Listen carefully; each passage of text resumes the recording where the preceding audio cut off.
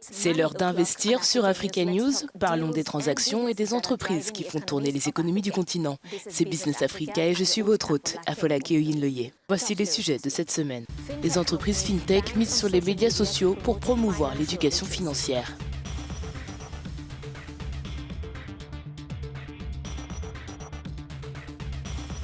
Les agriculteurs ougandais envisagent une reprise économique après la Covid-19.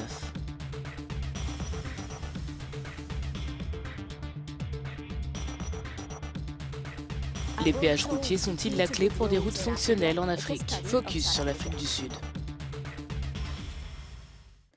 Les médias sociaux ont le pouvoir de connecter les gens et de créer des communautés très puissantes. Les millions de conversations qui ont lieu chaque jour sur les médias sociaux génèrent également une mine de données précieuses pour de nombreuses organisations.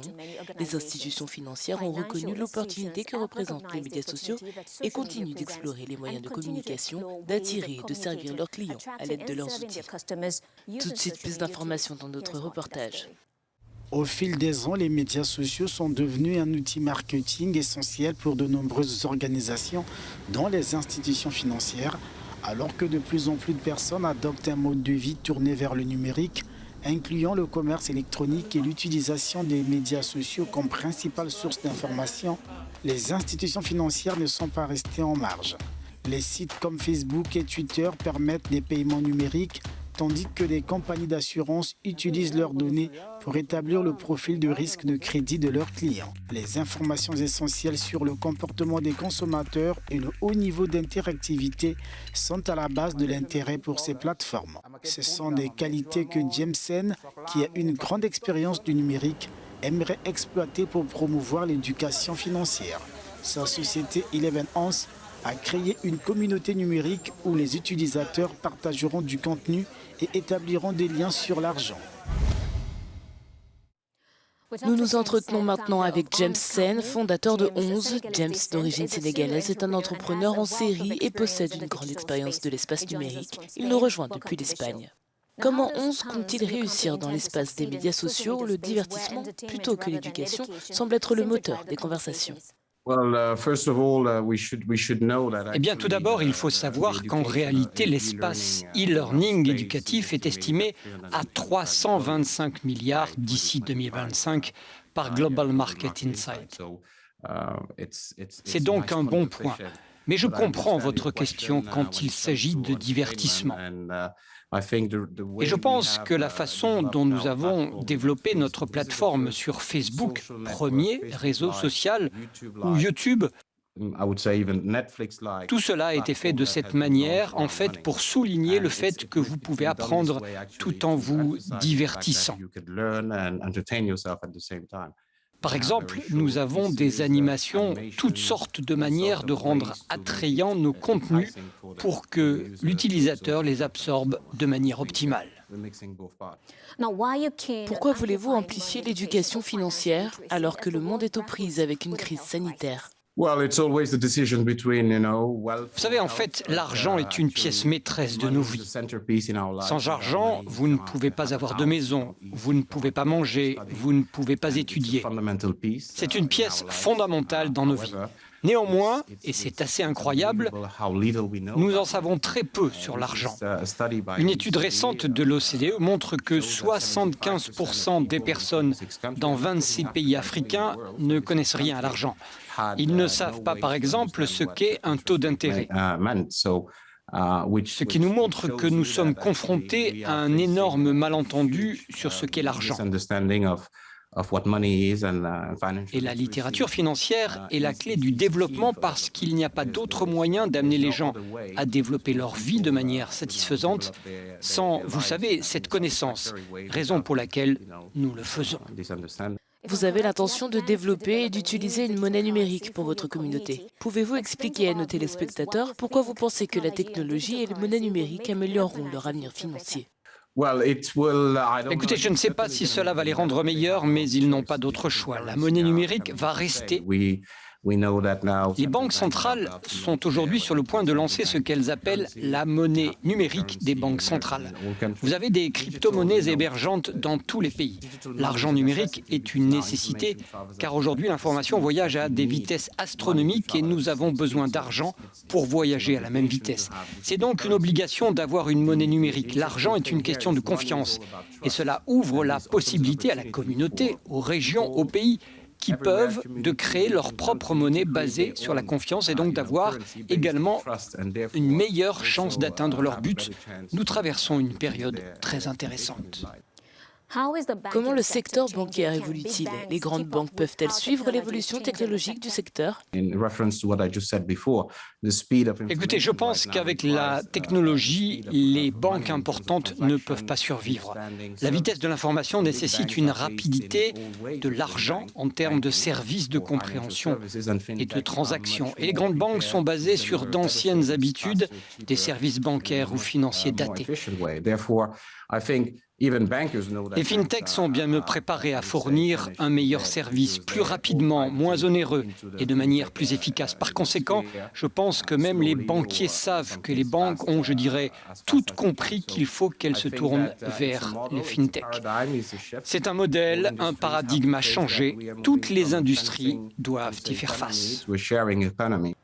Bienvenue dans notre émission. La situation de la Covid-19 et les perturbations politiques des élections générales qui viennent de se terminer ont eu un impact sur l'économie ougandaise, en particulier sur le secteur agricole. Pour Grace Omuron, la solution réside dans une agriculture innovante qui, espère-t-elle, l'aidera à se remettre des pertes subies au cours des 5 derniers mois. Nous explorons son histoire avec en toile de fond le discours du président Yoweri Museveni la semaine dernière dans la capitale, Kampala. Elle n'en a pas l'air comme ça, mais Grace est une pilote ougandaise. Lorsqu'elle n'est pas dans un cockpit, elle passe ses journées ici à récolter des fruits dans sa ferme à Soroti, située à près de 300 km au nord-est de la capitale, Kampala. Son activité de vente de semis et de fourniture de fruits peut lui rapporter jusqu'à $5 000 par saison. Mais depuis les élections générales du 14 janvier dernier qui ont mobilisé le pays, les affaires sont plutôt calmes. Cette agitation politique aurait conduit, selon elle, à une mauvaise récolte.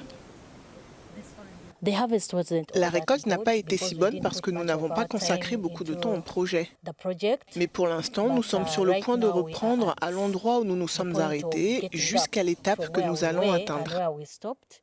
Pour compenser les pertes subies il y a quelques mois, Grace compte faire quelques investissements encouragés par cet économiste. Je vois un certain nombre d'entreprises revenir, celles qui étaient parties. Et aussi, il y a beaucoup de capitaux inutilisés. Surtout quand on regarde les banques, elles ont beaucoup de crédits et quand on regarde à l'international, la finance cherche des domaines où investir. Le chemin de la reprise est difficile, même si le risque politique est exclu. Mais ce qui inquiète les experts, c'est l'incertitude qui persiste. Le gouvernement a soutenu des agriculteurs comme Grace. Par exemple, il existe un marché prêt pour les fruits récoltés, mais il reste encore beaucoup à faire pour des bénéfices durables. En Ouganda, l'agriculture est un secteur essentiel de l'économie et c'est aussi la principale source d'emploi. Comme Grace, plus de 80% de femmes travaillent dans ce secteur. En tant qu'hôte de la Coupe du monde de football 2010, l'Afrique du Sud a non seulement construit de nouveaux stades, mais aussi modernisé son infrastructure routière. Malgré la réaction de l'opinion publique, le gouvernement a mis en place un système de péage électronique, connu sous le nom de e-tolls, qui fait payer les automobilistes pour emprunter les autoroutes de Johannesburg et de Pretoria. Notre reporter Karabo Terrence explore la résistance civile de près de 10 ans et explique pourquoi le système est voué à l'échec. Un nouveau système de trains de banlieue et un réseau routier amélioré sont quelques-uns des avantages de l'organisation de la Coupe du monde de football en Afrique du Sud en 2010. Mais des consultations publiques ont aussi révélé que les nouveaux aménagements n'avaient pas tous fait l'unanimité auprès des Sud-Africains, à l'instar des systèmes de péage électroniques qui ont vu le jour sur les autoroutes de Johannesburg et de Pretoria. Mis en service en 2013, ces péages urbains ont été fortement contestés par les automobilistes de Gauteng. C'est une politique où l'alternative qui s'offrait au gouvernement pour financer ces routes était la pire qu'il aurait pu choisir. Il est donc important que nous exercions la désobéissance civile. L'organisation Undoing Tax Abuse, UTA, est née d'une révolution contre le péage électronique. Pendant près de 10 ans, UTA et les syndicats de travailleurs ont refusé de payer pour ce péage supplémentaire.